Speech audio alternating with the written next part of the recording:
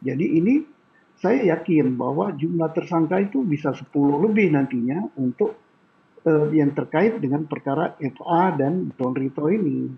Akan banyak gitu publik, dan ini ujian untuk kejaksaan. Kalau hanya dua ini maka publik akan kecewa, mana yang lain gitu. Nah, sehingga dugaan bahwa penyidik kejaksaan akan mengeliminir perkara ini itu oh benar adanya, mereka akan batasi karena jeruk makan jeruk, tetapi kita tidak yakin akan begitu.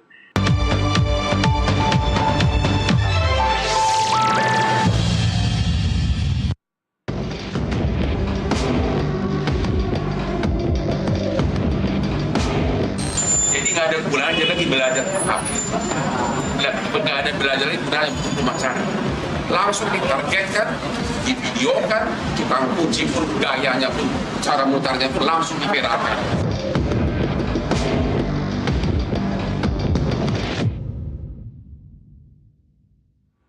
Ya, Pak Susno terkait dengan saat ini kita ketahui memang yang menjadi tersangka bukan hanya Febri saja, namun juga Don Rito. Ini juga menjadi tersangka. Namun kalau Anda melihat sebetulnya apa yang mendasari perbedaan treatment yang diberlakukan? Karena ketika Don Rito akhirnya ditahan, namun mengapa Febri tidak, Pak? Untuk di Polri ya, di Polri itu saya soroti ya. Don Rito ditahan karena dia tidak ada jabatan di kejaksaan dan sebagainya, sehingga Polri lebih gampang menahan, tidak akan terjadi reaksi apapun. Sedangkan untuk FA, karena Polri sudah ada kesepakatan dengan kejaksaan akan diserahkan kepada kejaksaan, ya Polri buat apa menahan kalau hanya beberapa jam gitu, langsung aja kejaksaan yang nanti menahan. Jadi ini hanya strategi pemeriksaan, kembali kepada kejaksaan sendiri. Sekarang bola udah di tangan kejaksaan. Kenapa kejaksaan belum menahan? Ya ini mungkin kejaksaan punya teknik sendiri ya, dalam rangka melakukan penyidikan terhadap aparatnya, apalagi yang mempunyai posisi cukup bagus. Mungkin keyakinan dari pihak kejaksaan bahwa dia kooperatif, tidak akan melarikan diri, dan sebagainya, pertimbangan itu eh, di, eh, dipakai sehingga dia tidak ditahan. Tapi kita yakin bahwa suatu saat dia akan ditahan juga. Dan juga kita yakin bahwa dalam perkara ini tersangka tidak dua gitu. Kalau karena kalau pemeriksaan di kejaksaan, kasus pokok perkara ini sebagaimana yang disampaikan oleh penyidik Polri, yaitu tata niaga batubara di PLN, kemudian kasus asuransi ABRI, kemudian kasus di apa namanya baja ya, Krakatau ya, apa namanya kan, eh, ya Krakatau Steel ya atau apa itu. Nah ini berarti ada kasus korupsi yang ditangani oleh FA, kemudian setelah ditangani mungkin ada penyalahgunaan kekuasaan sehingga menimbulkan suap dan sebagainya. Nah, kalau untuk itu berarti ada penyuapnya. Karena ada penyuapnya, maka penyuapnya itu harus diproses juga sebagai tersangka. Tersangkanya bisa nak dua dia. Apa? Ya tersangka nyuap, jelas itu masuk korupsi. Kemudian tersangka melakukan tindak pidana pokok, dia sendiri melakukan korupsi di dalam tata niaga. Ya. Tata niaga batubara, kemudian Krakatau Steel, kemudian Mas Amri. Jadi ini saya yakin bahwa jumlah tersangka itu bisa 10 lebih nantinya untuk yang terkait dengan perkara FA dan Don Rito ini. Akan banyak gitu publik, dan ini ujian untuk kejaksaan. Kalau hanya dua ini maka publik akan kecewa, mana yang lain gitu. Nah, sehingga dugaan bahwa penyidik kejaksaan akan mengeliminir perkara ini itu oh benar adanya, mereka akan batasi karena jeruk makan jeruk, tetapi kita tidak yakin akan begitu. Mengapa tidak yakin? Karena kejaksaan ini reputasinya sangat bagus di dalam memberantas tindak pidana korupsi. Kita yakin juga dengan statement Bapak Jaksa Agung yang mengatakan akan menangani perkara ini secara profesional. Artinya tidak tebang pilih, akan sesuai dengan hukum. Kemudian akan apa namanya terbuka gitu, tidak ditutup-tutupi. Nah, maka kalau demikian adanya tersangka dari perkara tindak pidana korupsi maupun pencucian uang yang menyangkut yang FA ini tidak hanya berdua ini, akan banyak gitu. Nah, kasus pokoknya ada di kejaksaan. Mari kita tunggu saja.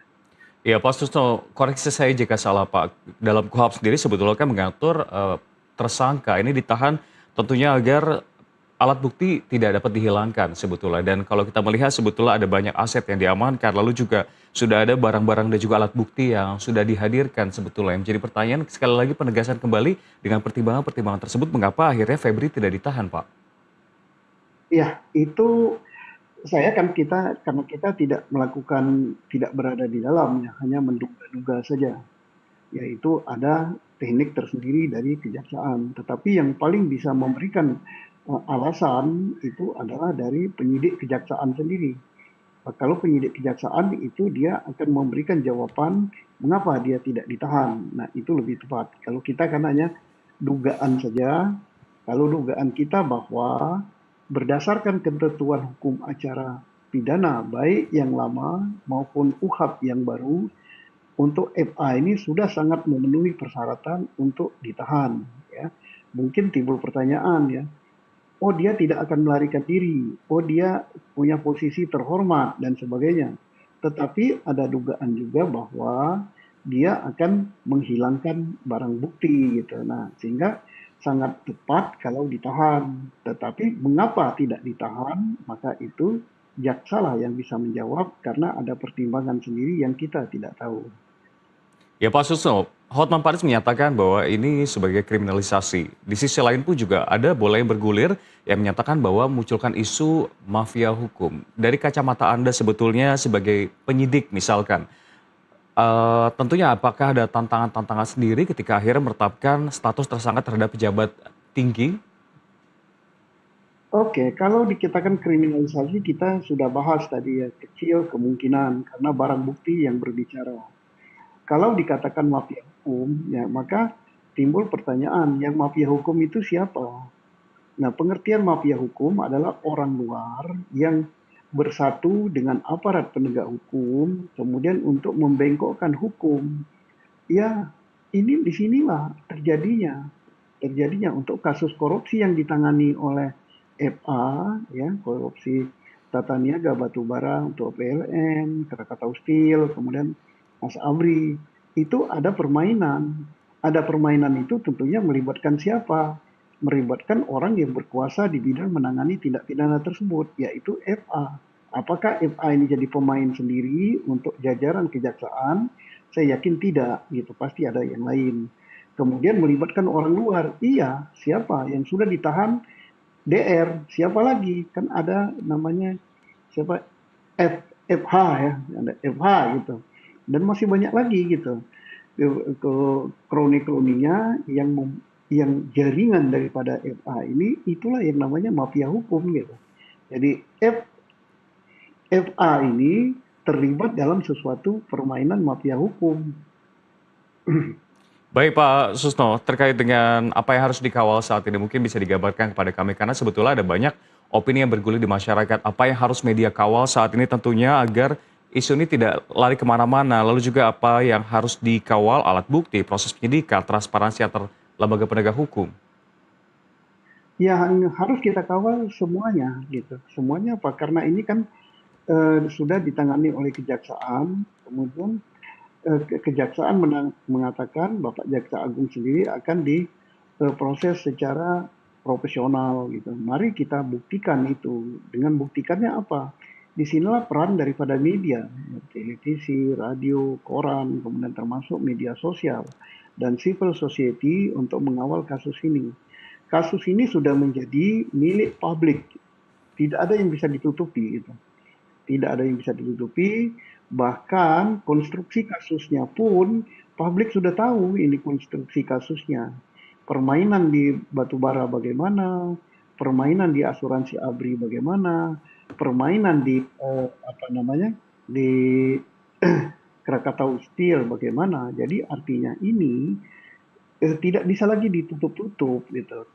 Oleh karena itu, supaya tidak terjadi mengeliminasi, mengurangi jumlah tersangka, supaya tidak terjadi misalnya kasus ini didiamkan, supaya tidak terjadi barang bukti itu dikaburkan, seolah-olah ada pemiliknya, seolah-olah itu penyembunyian itu bukan pencucian uang, seolah-olah itu nanti ada yang mengakui ini milik si A, si B, si C, seolah-olah itu hanya dititipkan karena akan digunakan untuk suatu proyek dan sebagainya, itu publik media. Maka dalam hal ini sangat diperlukan peranan daripada media, peran daripada masyarakat, yaitu social control melalui media sosial, kemudian termasuk juga civil society yang harus mengawal ini. Dan kita masih sekarang ini punya positive thinking bahwa Bapak Jaksa Agung masih komitmen dengan apa yang dinyatakan. Seandainya hal ini tidak berjalan dengan mulus di Kejaksaan Agung, kita sebagai masyarakat berharap KPK proaktif untuk take over perkara ini, ditarik ke KPK. Karena kalau KPK menarik perkara ini, tidak perlu ada perintah presiden, tidak perlu ada perintah siapapun, karena KPK sudah diperintahkan oleh undang-undang dalam pasal 10.